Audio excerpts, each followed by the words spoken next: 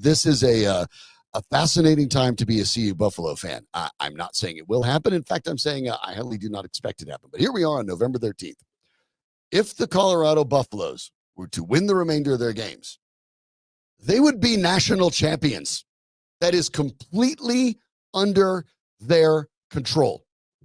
2 seasons ago, this team had 1 win.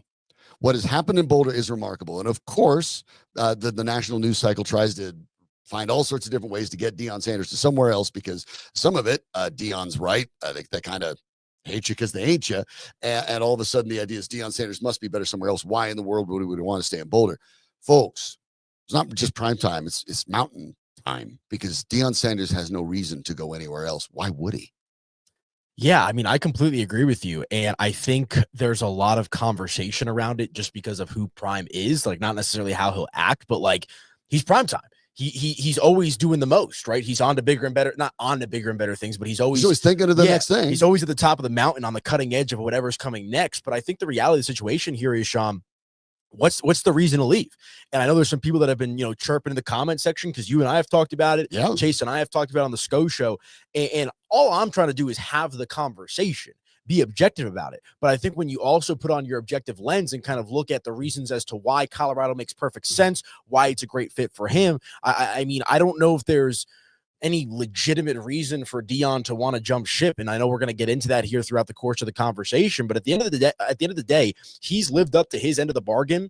They're successful this year. They were successful last year relative to what they were the year prior. People forget that a lot of those games they lost were exactly 1-score games or single-digit games. And a lot of them. And everyone, 6 of their 9 losses were single digits. Yeah, and that's the thing. And everybody's talking about, like, you can't just turn a roster over overnight and expect to be successful. It takes time to build these rosters. It takes some TLC. And what has he done?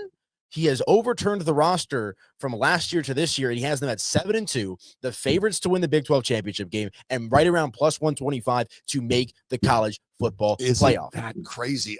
They are favored to win each of the next 3 games, which would get them into the Big 12 championship, no matter what happens with any of the other teams. Presumably, it's BYU that finds itself a top 10 ranked team, but it doesn't matter by virtue of some of the other losses. Now, if the Buffs win out against Utah this Saturday, Kansas and Oklahoma State, they will be in the Big 12 championship, which would just be a stunning turnaround. And the reality is, you're watching teams deal with NIL and everything. Deion Sanders was ahead of the curve. He was right. The Buffs actually were in the top 5 teams of scholarship players to leave prior to this season, because a lot of guys came in, they realized they couldn't play immediately, and they left. That's how it's going to go now. And it's one of the reasons when you look at recruiting a quarterback, which is probably the most important thing the Buffs have to do, how's that going to pan out? Could you get Julian Lewis, who was committed to USC? USC, by the way, just got a bowl suspension for next year. So you would think there's an opportunity to get him. But even if you don't, all of a sudden, if you're Colorado and you're looking at the amount of money in NIL, I don't know, who's the backup at Ohio State or Bama or Georgia or any of those guys who wouldn't be able to maybe play next year, and you could immediately take over and start in Colorado? Why wouldn't you make the jump? And Deion Sanders knows it.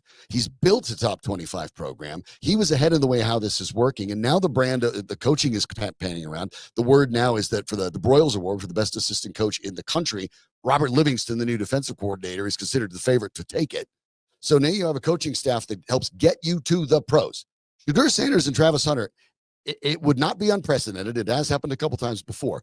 Might go 1-2 in the draft, literally. So the idea, well, Deion Sanders is going to go on to bigger, better things. What bigger and better things? What bigger program is going to give him carte blanche to have his camera teams on the sidelines that you don't talk to Deion Sanders by talking to the University of Colorado. You have to contact Deion Sanders people. What of the blue blood organizations are going to upset their apple cart to do that for Deion Sanders? I don't think there's a clear-cut school out there. And, to your point, freedom and the luxury to kind of move how he wants. And I think that you can't really put a price on that. Now, if there's some mystery SEC or Big Ten school, whatever, that wants to dump $1 gazillion in front of him, obviously that's a different conversation. But even with that, I don't think you can put a price on peace of mind. I don't think you can put a price on the freedom and liberation that Coach Prime has while coaching the Colorado Buffaloes. And I think the other part of it, we'll talk a little NFL dynamic, which I know is kind of floating around social media, which I just don't think is going to happen, quite frankly. But I think, to kind of go back to your point, where Last year, it was all about acquiring high-level talent, right? In his first year in Colorado, we got to hit the portal. We got to do this. We got to do that. What the 7-2 record and making the Big 12 championship game and making the college football playoff does, assuming it all plays out that way, is you're now able to go to the high school ranks, or to your point, the backup ranks at some of these big-time SEC schools and say, hey, this is not a place where you're just going to get recognized and you're going to be on national TV this week. You're going to be able to parlay that with a winning culture that he's been able to develop. So not only do you have the stopping power of Coach Prime and the buffs and the national attention, you also have, for lack of a better phrase, the cojones to back it up about you can get all this stuff and some and compete on a year in and year out basis if you come to Colorado. So their success this year has only helped expand their ability to recruit all different levels and ages of types of players. Yeah, and let's think about this from try to think of it from Deion Sanders' perspective, right? It's always building the brand. So let's say even, it's not going to happen. Look at the hypothetical. Ryan Day just says, I'm leaving Ohio State, and they throw a gazillion dollars at Deion Sanders to go join Ohio State, and he's just part of the next guy in line, right? Is that really Deion Sanders' brand? Exactly. Not particularly. Deion Sanders' brand is, I'm going to take a one-win team and turn them into a top 25 team. I'm going to do that myself. And you know what? The other thing to keep in mind, exactly one school this year, one, will have every single one of their games on national television. It ain't Georgia. It ain't Texas. It's Colorado. So the NIL money, which is going to direct so much of this, you think, well, do they have the deep bankrolls among alumni? Do they have that to get to Colorado? They don't have to. Senator Sanders is already got advertisements from other companies. You can talk about every big athletic company in the world. Their NIL money will come into whoever is the quarterback of the University of Colorado and the Buffs at large. That's already happening. So the idea that Deion Sanders has to go anywhere, I think we saw it yesterday over at Fox Sports when Michael Irvin all but got on his knees and begged Deion Sanders to be the new head coach of the Dallas Cowboys, which is not a job that's open yet, and who knows. But Deion Sanders literally grabbed his laptop that he was doing this on, walked over to the window of the Champions Center, pointed it back towards the Flatirons with the rest of Folsom Field, and as he's walking says, I got to show you right here. Got it up there and showed himself in front of his window. So I love it where I am. And why wouldn't he? There's a lot of different factors that go into this, Shawn. First and foremost, I don't think he wants to coach in the NFL. He's been on record saying that he doesn't want to coach in the NFL.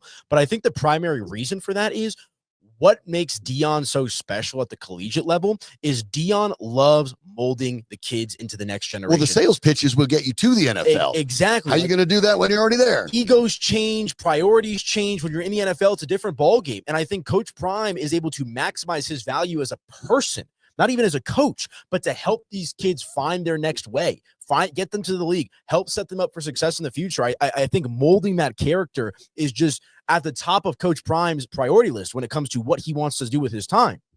Let me also say this, Shawn. You know this. I don't know if the viewers know this. I am a Dallas Cowboy fan. Yeah. They drive me insane. I need Mike McCarthy out yesterday, and it's one of those situations where would I mind Deion Sanders being my coach next year? Sure, but I don't think that's going to happen. But do you think he'd really be the fix? No. He's not a pro-style coach. Exactly. Like, it just makes too much sense for him to continue to build what he's been building at Colorado. To your point, he's got the freedom to do it as he wants. And I think the other thing is, yes, money does talk. So if an SEC team wants to come and dump a gazillion dollars onto his plate, that's going to obviously make his eyebrows go up. But this is a guy, and I don't want to speak for him, he's made money. Well, and he's got more money than he can make his own. He's making it now even beyond what Colorado's paying him. Exactly. And Colorado will be happy. Colorado already offered him a raise prior to the season, and Deion Sanders turned it down. And that's where a lot of the narrative around here turned into, oh, no, see, that means he's going to leave. No, and I told you this at the time. In fact, I think the day the report that he turned it down, I told you this right here on this station. I said specifically, don't worry about that because Deion Sanders believes he can get his team to a bowl game. And if he gets his team to a bowl game, then he's going to go back to the university and say, yeah, I'm going to take that new deal, but the number starts here. And the funny thing is, guess what? The Buffaloes would be happy to oblige. Absolutely. And now they have the opportunity to bring in other sources of revenue in order to make sure Sanders gets compensated. So if the Buffs want to keep him and he wants to stay, that can happen. And the next step of this is, remember, this idea that teams are willing to throw everything at him, plenty of organizations and plenty of programs are still looking and seeing what Deion Sanders does after he doesn't coach his son. And that's what I was going to say. I think the real question, I don't think the real question is he going to go somewhere else? I think the question is, does he want to keep coaching if Shador and Shiloh and Travis are no longer there? And I think that's a very valid question. I do think he'll be inclined to keep coaching, especially because of the success they've had this year, the talent pool, et cetera, et cetera, et cetera. But I as a human, as a person, like, are you able to still put forth the same energy and emotion without your guys being there anymore? I think that's the real question we need to try to figure out and ask ourselves, because I think I think Coach Prime's either staying at Colorado or he's not coaching anymore. Yeah. I don't think he's coaching anywhere else. And I don't think he's retiring. I don't think you build like this and you retire. I think you build upon it. And I think this is a guy that loves telling people that doubted him that he's wrong. I mean, what better way to do it than continue coaching, succeed without Shador one of these days, succeed at the University of Colorado, where everyone basically laughed and said it was a ridiculous fit, and find himself in the top 25 and who knows, in the college football playoffs in year 2, using a strategy that other college coaches absolutely despised. I mean, what better way to do it than to say, oh, yeah, you always want me to move on to the next thing because you think it's going to be easier. No, I'm doing it my way, and I'm doing it the hard way. And I have a partner in the University of Colorado who is perfectly fine with that. Exactly. And like, the reality of the situation is, he doesn't really have anyone to answer to right now. No. Like, him and Rick George work in unison. And he had some very complimentary words of Rick George earlier this week at his press conference, talking about how, they have a multi-year plan kind of laid out about how they want to approach this player development and the recruiting and whatnot. Like, do you really want to go deal with Jerry Jones? Do you really want to go deal with, I don't know, Florida State boosters and the craziness and pandemonium that comes with that? They're 1-9 and fired their coach. Exactly. Like, I mean, you have everything you could possibly want in Colorado, the best campus in college football, one of the best football fields and aesthetics in college football, the freedom to do it in the way in which you see fit, and not a ton of overhanging pressure from the boosters and this and that, or a coaching staff, whatever it might be, to have to conform yourself to what they're looking to accomplish. I mean, and again, it's not like he's a fresh coach, right? It's not like he's the Indiana coach who's making his way up the ladder, right? And there's bigger and better things. Coach Prime has accomplished a lot in his career, and he can continue to accomplish it in his way at Colorado. Yeah, I mean, and think of this last part of the equation. Look over the NFL and look at what the Lions are trying to do under Dan Campbell, right? And what's the talk every time? The Lions have never won a Super Bowl. They're trying to do something they've never done. Do not undervalue the point. I don't care if it was 34 seasons ago. You can't say that about the University of Colorado. They have a pelt on the wall. They have a national championship. That 1990 national championship's right above the big boxes, right on the east side of the stadium. And so the idea that the Buffs can't do it is immediately laughable. Deion Sanders can literally walk on point like, they've done it. I'm just bringing it back. But the idea, you can't win a national championship in Colorado. Well, who can say that? They've already done it before. Yeah. And so that's actually one of Sanders' secret weapons too, because you're not taking over a place that's never done it. It gives them a tremendous opportunity. It is fascinating.